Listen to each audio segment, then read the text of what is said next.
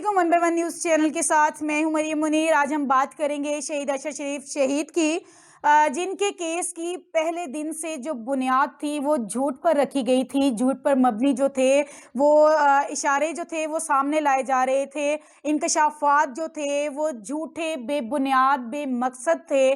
चाहे वो पाकिस्तान से लेकर कीनिया तक का पॉइंट था, चाहे वो दुबई था, वो जहां भी था, जिस जगह पे भी थे, उनके जितने भी पॉइंट्स थे, उनका जितने भी इंकशाफात किए गए। आए दिन ये सुनने को मिलता है कि आज नए इंकशाफात, लेकिन ऐसा कुछ भी नहीं है। अभी तक उनकी जो जितने भी इंकशाफात किए गए हैं वो झूठे और बेबुनियाद है। इवन कि कीनियन पुलिस जो है वो मुसलसल झूठ पे झूठ बोल रही है और टाल मटोल के अलावा वो कुछ नहीं कर रहे। अरशद शरीफ शहीद के केस को अगर देखते चलें तो उन्होंने जब पाकिस्तान से वो दुबई चले गए और यहाँ तक ये बात सामने आई है कि अरशद शरीफ शहीद जो है वो मतलब एक हफ्ते नहीं तो 15 दिन के अंदर दुबई का चक्कर लाजमी लगाते थे।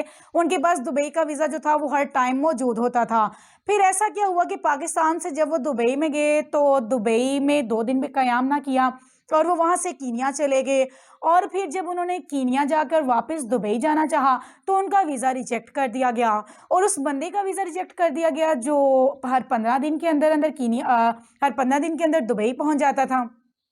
आखिर इस वीज़े को रिजेक्ट करने की वजह क्या थी? इसके पीछे पीछे किसका हाथ है? डेफिनेटली जब वीज़ा रिजेक्ट किया जाता है तो कोई ना कोई बड़ी अथॉरिटी तो उसके साथ होगी जो ये वीज़ा रिजेक्ट करने में उसके साथ मुलविस है। उनका वीज़ा क्यों रिजेक्ट किया गया? उन्हें दोबारा दुबई क्यों नहीं आने दिया? कीनिया में ऐसा क्या था कि अरशद शरीफ शहीद जो थे वो दोबारा कीनिया से वापस आना चाह रहे थे? फिर एक बात में और भी पता चला है कि कीनिया में भी जाकर अरशद शरीफ शहीद जो थे वो अपने रूम से बाहर ही नहीं निकलते थे। अपने जो था उनका होटल जो था उसी होटल में क़याम पज़ीर रहते थे और वहाँ से वो बाहर नहीं निकलते थे। फिर उसके बाद जो नए इंकशाफात कहे जाते हैं, जो सामने बात आती है, वो बात ये है कि अरशद शरीफ शहीद को सिर्फ गोली मारकर कत्ल कर दिया गया। जबकि उनकी वालदा जो हैं वो चीख-चीख कर ये बात कह रही हैं कि मेरा बेटा सिर्फ गोली मारकर कत्ल नहीं किया गया, मेरे बेटे को ठीक-ठाक मतलब एक प्लानिंग के साथ मारा गया है। मेरा बेटा बहादुर था, निडर था और मेरे बेटे को किसी तरह से मुँह बंद करवाने के लिए ये कहा गया, मारा गया है। अगर देखा जाए तो उनकी जो बाइंडिंग रिपोर्ट जो थी वो भी जब सामने आई है तो उसमें भी कुछ नहीं सामने आया। किसने मारा, क्यों मारा, क्या वजूहात थी, कुछ सामने नहीं आया। बस ये पता चला है कि ये कत्ल हुआ था। ज़ाहिर सी बात है, हर बंदा यही कह रहा है कि अरशद शरीफ शहीद जो है वो कत्ल हुए हैं, वो कत्ल हुए हैं। कत्ल का तो सबको पता चल रहा है। अब पॉइंट तो ये था ना, मतलब जो उनकी बाइंडिंग रिपोर्ट थी उसमें ये आता कि भई ये किसने किया, ये कब हुआ, ये किस बिना पर हुआ। ज़ाहिर-सी बात है जब कत्ल का मामला पेश आता है तो सबसे पहले जो है वो जो कत्ल होता है उसके पहले जो मेन चेक किया जाता है वो ये किया जाता है कि इसका किसके साथ जो था वो लड़ाई झगड़े का सीन था, कौन इसे नापसंद करता था। इन टॉपिक को सबको छोड़ दिया गया, उन्हें दुबई भेज दिया गया, दुबई से उन्हें आगे कीनिया भेज दिया गया। मतलब पाकिस्तान की तरफ से उनका जो नामो निशान था वो मिटा दिया गया। अब एक बंदा है जो शूटर है, उसका तो पाकिस्तान में भी हमें अगर हम पता लगवाना चाहें तो उसका सालों साल नहीं पता चलता। जैसे कि मतलब मैं अब ज़्यादा क्या बात कहनी, बेनज़ीर भुट्टो का अभी तक पता नहीं चला। डेफ़िनेटली वो भी तो एक शूटर ने ही उन्हें मारा था ना। तो इस हवाले से अगर बात करें तो फिर वो दुबई हो या कीनिया हो तो वो शूटर को कैसे पता चलाया जा सकता है? फिर ये भी बात कीनियन पुलिस की सबसे बड़ी झूठ है कि गोली जो थी वो उन्हें ड्राइव के दौरान मारी गई। अगर ड्राइव के दौरान मारी गई है तो रिपोर्ट के मुताबिक उनकी जो थी गोली लगी थी वो उनकी सीट में लगनी चाहिए थी, जो उनके सीने से आर-पार हुई थी उनकी सीट में लगनी चाहिए थी। हालाँकि सीट पे नामो निशान नहीं था गोली का। इसके अलावा कीनियन पुलिस के मुताबिक उनके जो सर में या गर्दन के पास जो गोली लगी है उसका ब्लड भी कहीं नहीं था। तो इसको देखते हुए अगर हम उनकी रिपोर्ट को देखते हैं, उनकी जो रिपोर्ट आई थी उस रिपोर्ट को देखते हुए पोस्टमार्टम रिपोर्ट के मुताबिक उनके जिस्म पर टोटल 12 निशानात थे। पोस्टमार्टम रिपोर्ट के मुताबिक जो उनके सीने पर थे, उनकी गर्दन पर थे, उनके बैक पर थे, उनकी कलाइयों पर थे, इवन कि उनके हाथों के एक हाथ के 3 नाखून तक नोच लिए गए थे। दूसरे हाथ के नाखून तो मौजूद थे, नाखून पूरे थे, लेकिन वो इतने ज़्यादा ज़ख्म थे, इतने ज़्यादा कि उनके नाखूनों के अंदर खून जमा हुआ था। इवन कि कलाई पर भी उनके रगड़ के निशान थे जैसे बाँधा हो। उसके अलावा उनकी आँख पर भी निशान थे। मतलब टोटल जो पोस्टमार्टम की रिपोर्ट के मुताबिक देखा जाए तो उनके जिस्म पर 12 निशानात मौजूद थे। तो ये कीनियन पुलिस कैसे कह सकती है कि हम लोगों ने सिर्फ़ मतलब फायरिंग एज़ अ ड्राइविंग उनके मतलब ड्राइविंग करते हुए उन्हें फायर मारा गया। तो वहाँ से हम लोगों को ये जो लाश थी हम लोगों ने वो बरामद की।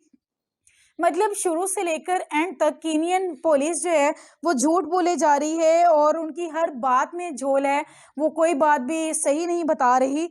अरशद शरीफ शहीद की वालदा ने पहले कहा था कि मैं अपने बेटे की खुद मुद्दई बनूंगी, मैं एफआईआर दर्ज करवाऊंगी। पहले तो उनसे ये बिल्कुल ही छीन लिया गया कि भाई उनकी तो एफआईआर दर्ज नहीं करवाई जाएगी।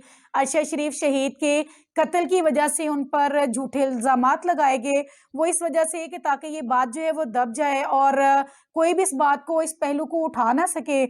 इसके अलावा उन्होंने ये भी कहा जब इनकी पोस्टमार्टम किया गया, उसकी रिपोर्ट भी वो जो थी वो पब्लिक नहीं की गई। मतलब हर पॉइंट के पीछे झूठ, झूठ और बस झूठ चल रहा है। अरशद शरीफ की वालदा ने जब कहा, पहले तो उनका इंदराज एफआईआर दर्ज नहीं करवाने दी, उसके बाद अगर दर्ज करवाने का उन्हें मौका दिया गया तो उनका सिर्फ एक ही पहलू था, उनका एक ही पॉइंट था। उन्होंने एक ही बात कही थी कि मेरा बेटा तो इस दुनिया से चला गया है, इस दुनिया फ़ानी से रुखसत हो गया है। मैं यही चाहूँगी कि आने वाले पाकिस्तान में मतलब पाकिस्तान में एक ऐसा कानून नाफ़िज़ किया जाए जिसमें तमाम जो जर्नलिस्ट हैं इन्हें एक होल दिया जाए, मतलब इनको प्रोटेक्शन दिया की जाए, इनको प्रोटेक्ट किया जाए। और कोई भी जो है, कोई भी जर्नलिस्ट, अगर कोई सहाफ़ी कोई भी कहीं शहीद हो जाता है तो उसको लावारिस ना छोड़ा जाए। अरशद शरीफ शहीद जो एक निडर इंसान थे, बहुत दिलेर और बहादुर इंसान थे। अक्सर सोशल मीडिया पर अपनी मोहब्बत को शो करते रहते थे, पाकिस्तान से मोहब्बत को, आवाम से मोहब्बत के जो वीडियोज़ होते थे वो शो करते रहते थे। और एक जगह पर तहरीक इंसाफ के रहनुमा जो थे मुराद सईद ने भी प्रेस कॉन्फ्रेंस में ये बात कही थी कि अरशद शरीफ शहीद जो हैं वो एक काबिल, निडर, बहादुर, दिलेर इंसान थे। इनकी जो इनका जो था इनके साथ जो ज़्यादती पेश आई है, इनके साथ जो वाक़या रोनमा हुआ है, इसको हम कभी भी जुटलाएँगे नहीं, इसको हम कभी रायगा नहीं जाने देंगे। मतलब उनके जो खून की कीमत है वो हम वसूल कर रहेंगे। और जो मेजर थे जो आर्मी के, उन्होंने भी उनकी वालदा को साफ-साफ ये कहा था कि कुछ दिनों में ही अरशद शरीफ शहीद के जो कातिल हैं वो इंशाल्लाह जेल के पीछे होंगे, सलाखों के पीछे होंगे। लेकिन अभी तक तमाम मामलात जो है, अभी तक तमाम जो पोज़ीशन है, जो कुछ नज़र आ रहा है, उसमें तमाम सवालिया निशान ही बनकर रह गए। और जितने भी वादे थे, जितने भी वादों की पासदारी करने वाले थे, तमाम बातें धरी की धरी रह गई। झूठ पे झूठ और बेबुनियादी इंकशाफ़ात, वो चीज़ें जो इससे रिलेटेड ही नहीं है। कभी उन्हें कहा जाता था कि वो जराइम करते थे, वो इसमें ड्रग्स में मुलविस थे, कभी कुछ कहकर, कभी कुछ कहकर, हर तरफ कोई ना कोई मुद्दा जो है वो पलट दिया जाता है। तो जितने भी उनके साथ वादे करने वाले थे, अभी तक वो वादे धरे के धरे ही रह गए। और यही दुआ है कि जितने भी जर्नलिस्ट हैं पाकिस्तान के, जितनी भी अवाम हैं, सबके साथ इंसाफ किया जाए। जब तक मुल्क में अदल नहीं होगा तब तक पाकिस्तान तरक्की नहीं कर पाएगा। वीडियो अच्छी लगी तो लाइक, शेयर, सब्सक्राइब ज़रूर कीजिएगा। कमेंट बॉक्स में अपनी राय ज़रूर दीजिएगा। 1 बाय 1 न्यूज़ चैनल के साथ मैं हूँ मरियम मुनीर। अल्लाह निगहबान।